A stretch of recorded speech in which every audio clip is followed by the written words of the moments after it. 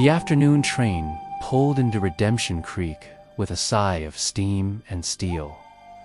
But no one on the platform paid it much mind. All eyes were fixed on the courthouse steps where Sarah Miller stood alone. The sun was high and hot, casting short, sharp shadows across the dusty street. A crowd had gathered, not a loud mob, but a quiet, watchful assembly of townspeople. Their silence was heavier than any shout. They stood with their arms crossed, faces grim, their judgment hanging in the dry air. Sarah's husband, John, had been a good man, or so everyone thought. He ran the town's small mercantile, was a deacon at the church, and always had a kind word. But a week ago, the bank in the next county was robbed, and the new telegraph line had brought word that John Miller was the prime suspect. He had fled, leaving Sarah to face the town he'd betrayed. Now, the bank had sent a man to seize their property. Sarah was being publicly evicted, her life's belongings set to be auctioned right there on the street. She clutched a small, worn Bible to her chest, her gaze fixed on the horizon, as if searching for a train that would take her away from the shame. Her face was pale, her knuckles white, but she didn't cry. He started with the small things: kitchen chairs, a set of china plates, a hand-stitched quilt. With each item sold for a pittance, a piece of Sarah's life was stripped away and handed over to her neighbors. The crowd murmured, a low, collective hum of pity mixed with morbid curiosity.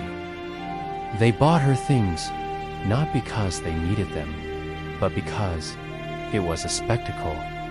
The sheriff, a man named Brody, stood off to the side, his hat tipped low.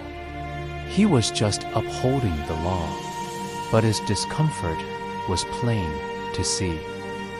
He kept his hand away from his sidearm, as if to distance himself from the coldness of the act. As the auctioneer moved toward a small wooden cradle, a voice cut through the tense quiet.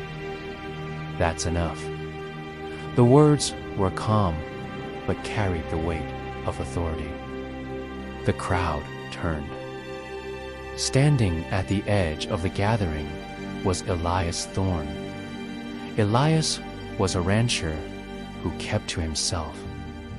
He'd arrived a few years back, bought the old Henderson place, and worked it from sunup to sundown. He wasn't a man for town politics or gossip. He was known for his steady hand with horses and his even steadier gaze. He walked forward slowly, his boots kicking up little puffs of dust. He didn't look at the crowd, but directly at the auctioneer. The auctioneer sputtered, "Mr. Thorne, this is a legal matter." Elias stopped a few feet from the steps. He looked from the cradle to Sarah's face, which was now streaked with silent tears. "Not here," he said, his voice low and firm. He turned his gaze to Sheriff Brody. "This isn't how we do things." A ripple went through the crowd. This wasn't a challenge with a gun, but something more profound. It was a challenge to their conscience. Sheriff Brody straightened up, his hand finally resting on his hip. He looked at Sarah, then at the faces in the crowd. seeing the shame that was starting to dawn in their eyes. He gave a short, decisive nod. "He's right," the sheriff announced, his voice clear. "The auction is over. Take the rest of this back inside." The auctioneer, red-faced and flustered, looked to the bank agent for support.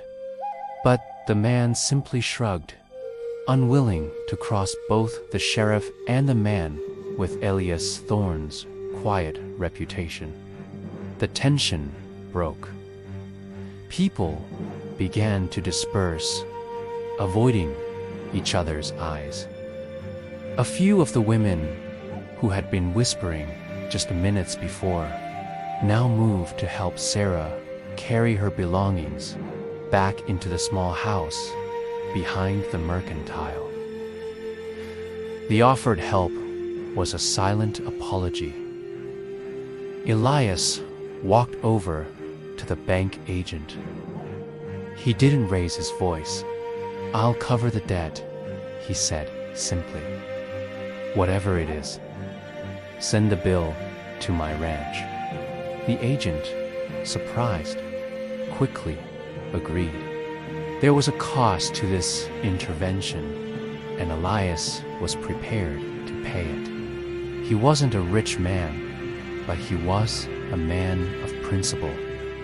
He bought back Sarah's dignity with a promise backed by his own hard work. With the crowd gone, Redemption Creek returned to its usual quiet. The sun began its slow descent, painting the sky in shades of orange and purple.